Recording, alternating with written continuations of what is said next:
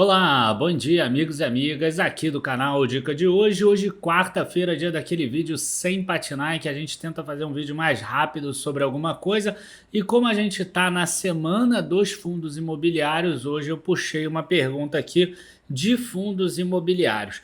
E a pergunta é a seguinte, que está aparecendo aqui na tela para vocês: se é errado concentrar em um único fundo imobiliário, criando meta em quantidade de cotas.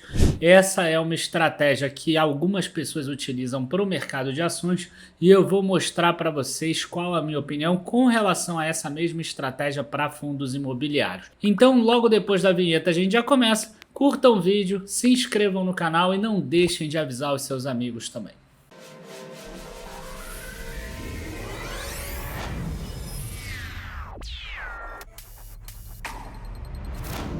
Bom, pessoal, vamos explicar primeiro por que a gente está na semana de fundos imobiliários. Desde o dia 18, no domingo, a gente já colocou uma aula gravada, dia 19, outra aula gravada e uma live com gestora. Dia 20, a gente teve a nossa primeira live ao vivo, eu e o Egberto Chaves, que é o analista aqui de fundos imobiliários. Agora, amanhã, a gente vai ter outra live. Então, quer dizer, essa semana é o workshop da Semana dos Fundos Imobiliários. E hoje a gente está colocando aqui um vídeo também sobre fundos imobiliários.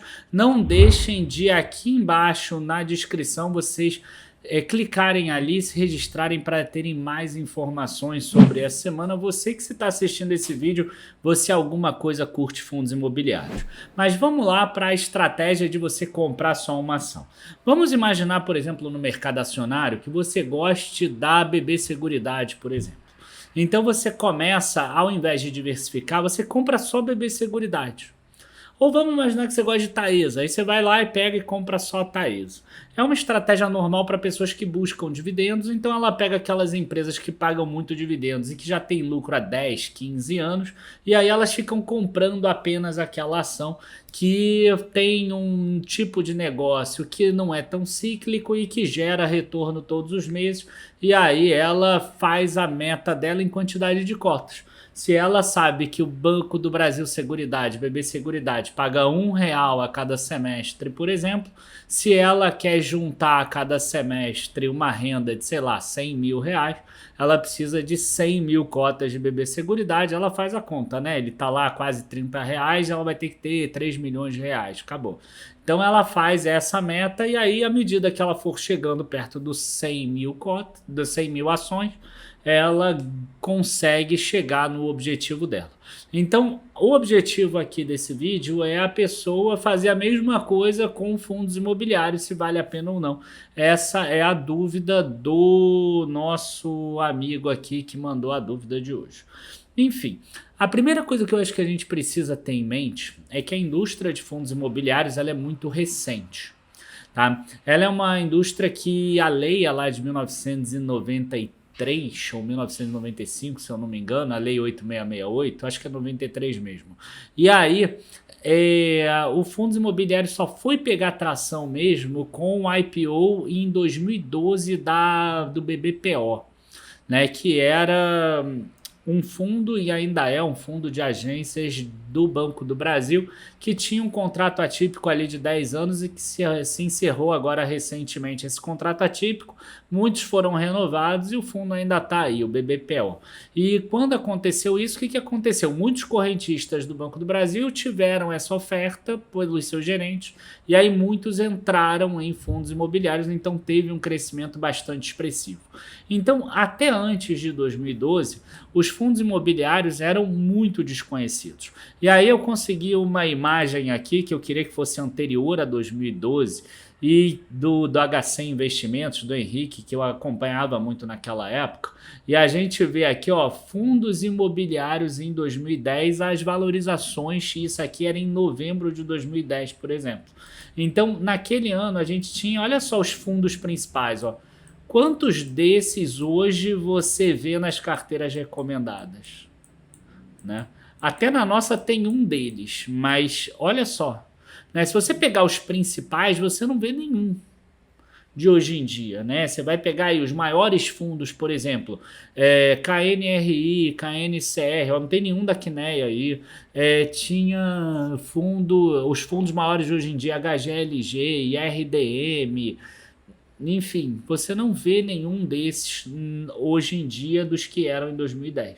Então, a primeira coisa que eu quero mostrar para vocês é o seguinte: é uma indústria que ainda está em transformação para você usar esse tipo de estratégia. A gente pode, por exemplo, pegar hoje um fundo imobiliário que você fale assim: eu gosto muito desse fundo, eu gosto muito da LZR.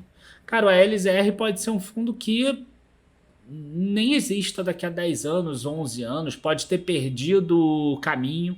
Um fundo aqui que era muito conhecido naquela época era esse Euro 11, todo mundo gostava desse Euro 11 aqui, e o fundo meio que perdeu o caminho, agora está reencontrando de novo, mas enfim, né, ele perdeu o caminho aí ao longo do tempo.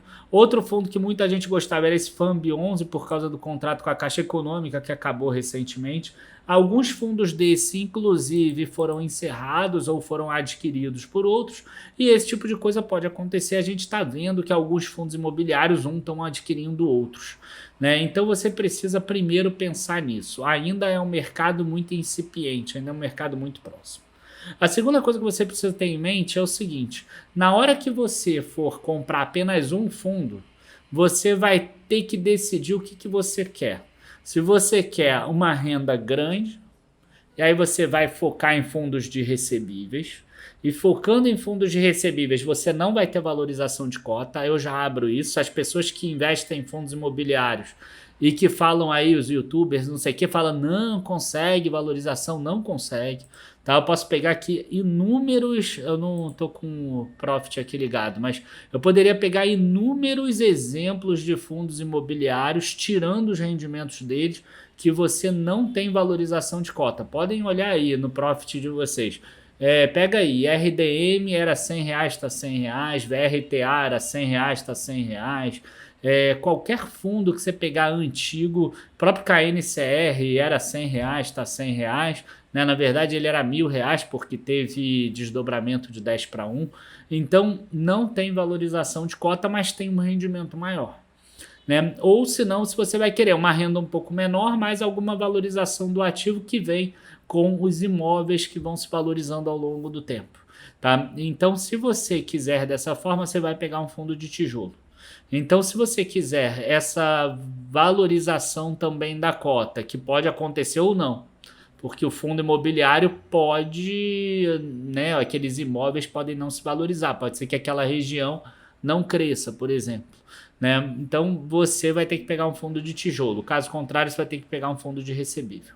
Então esse é um dos primeiros dilemas que você vai ter, que você não tem na Bolsa de Valores, porque você já escolhe logo, eu quero empresas previsíveis que pagam bons dividendos. Então se você quiser empresas previsíveis que pagam bons dividendos, talvez você vá para fundo de recebível. Só que o BB Seguridade aumentou, né? Ele era uns 0,80 5, 6 anos atrás o dividendo, e hoje é R$1 a cada semestre. No fundos imobiliários você não vai ver isso. Você vai ver que em época de alta de inflação e alta de CDI sobe um pouco, e queda de inflação, queda de CDI cai um pouco.